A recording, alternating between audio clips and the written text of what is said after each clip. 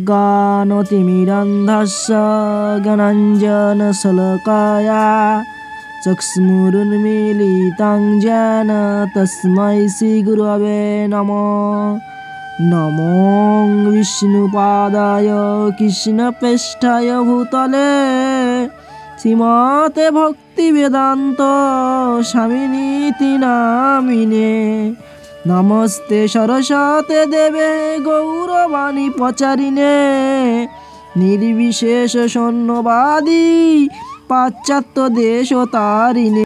जय शिल प्रभुपाद, जय गुरुदेव।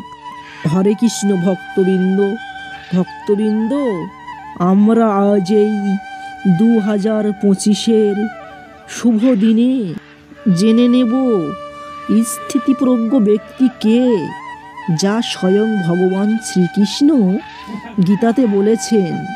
তাহলে আসুন আমরা জেনে নিই ভগবান শ্রীকৃষ্ণ স্থিতিপ্রজ্ঞ ব্যক্তির কী লক্ষণ বর্ণনা করেছেন।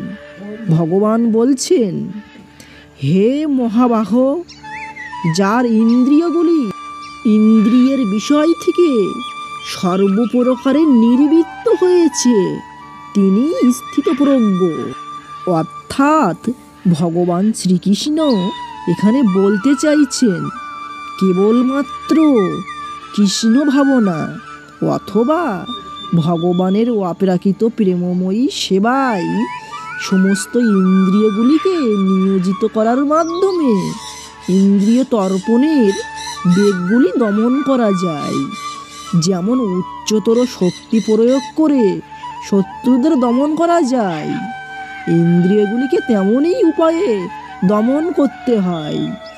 কোনো মানবিক প্রচেষ্টায় তা হয় না, সেগুলিকে ভগবানের সেবায় নিয়োজিত রাখার মাধ্যমেই তা সম্ভব। এই সত্য যিনি উপলব্ধি করতে পেরেছেন যে কৃষ্ণ ভাবনাই মানুষকে পরিশুদ্ধ বুদ্ধি ও প্রজ্ঞা এনে দেয় এবং সদ্গুরুর পথ নির্দেশ মতোই সেই পদ্ধতির অনুশীলন করতে হয়, তাকেই বলা হয় সাধক। অর্থাৎ তিনি জড়বন্ধন থেকে মুক্ত হবার যোগ্য পাত্র।